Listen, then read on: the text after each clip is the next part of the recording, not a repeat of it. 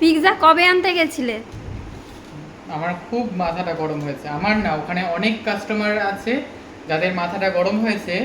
আরে বাবা, তোরা যখন অর্ডারটা মানে টাইম মতো মানে ব্যাপারটা বলো, কখন তুমি অর্ডার দিতে গেছিলে? লেখা আছে, দেখো লেখা আছে যে উইদিন 30 মিনিটসের মধ্যে ডেলিভারি করবে, ঠিক আছে?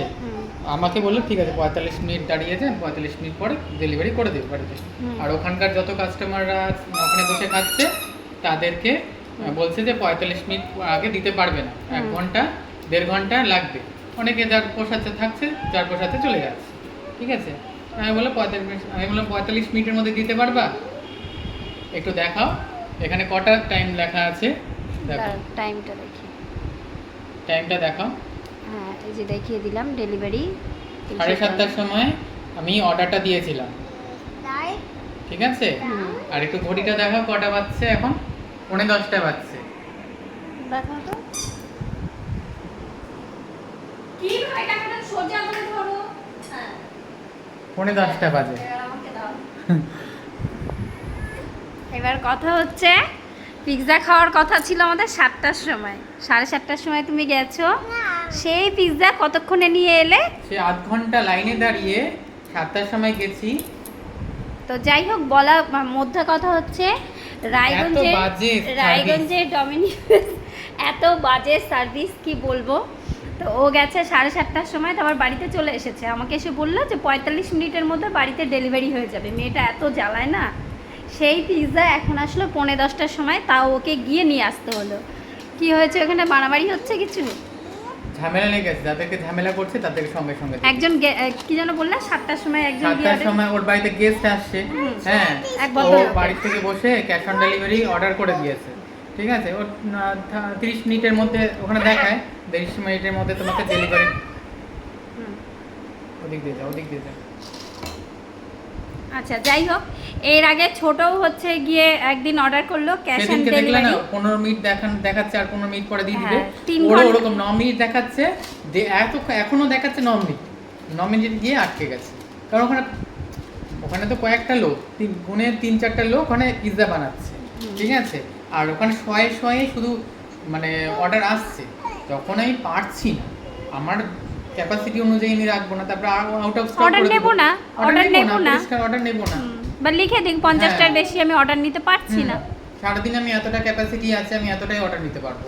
আমি সকালবেলা এতগুলো মানে এই সময় খুলবো, এই সময় বন্ধ করব। এমনিতে রায়গঞ্জের লোক নতুন কিছু হলে সেখানে বেশি ভিড় করে, যে কোনো জায়গায়। হ্যাঁ, আর এটা তো আমি কাস্টমারের দোষ দেবো না, আমি তো অর্ডার নেওয়ার জন্য গেছি। তোমার যদি পোস্ট না করো, মানে তুমি যদি না দিতে পারো, তুমি বলে দাও যে আমি দিতে পারছি না, ঠিক আছে? হয়ে গেল, গল্প শেষ। তুমি অর্ডারও নিচ্ছ, এদিকে কাস্টমারকে বসিয়ে রেখে দিচ্ছ, ওখানে 386 400 ওদেরকে আগেই ডেলিভারি করে দিয়েছে 45 মিনিট ওখানে যারা বসে আছে।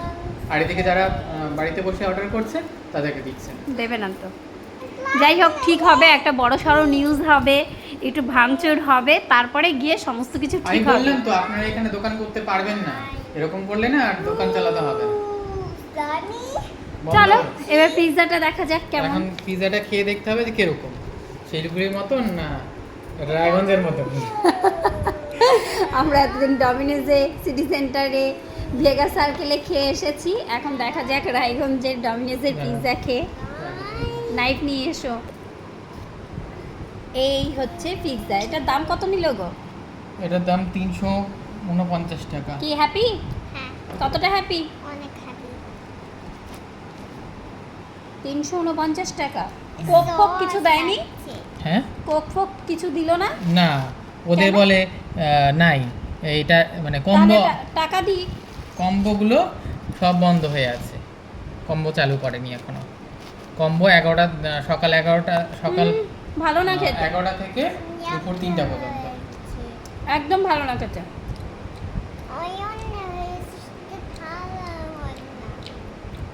তুমি একটু খেয়ে দেখো, আমাকে দেখিও না, বলো না। একদমই ভালো না খেতে। শিলিগুড়ির মতন না। শিলিগুড়ি বাড়িতে বানালে এর থেকে পিৎজা ভালো হয়। আমরা যে ওই কোথা থেকে খাই জানো? Domino's, Vega circle, city centre, একটা দোকান থেকে খাই না? জোরগো, এর থেকে জোরগোর পিৎজা অনেক ভালো খেতে। একটু ভালো হয়নি। কেমন? সেই স্বাদ না। ওটা local যারা pizza। যারা এখনো পিৎজা খাওনি তারা না খেলেই পারো, এর থেকে জোরোকো থেকে খাও, অনেক ভালো। আমি কোনো প্রমোশন করছি না জোরোকোর, কিন্তু ভালো খেতে। ডমিনোজের পিৎজা একদম ভালো লাগলো না। চলো টাটা, গুড নাইট।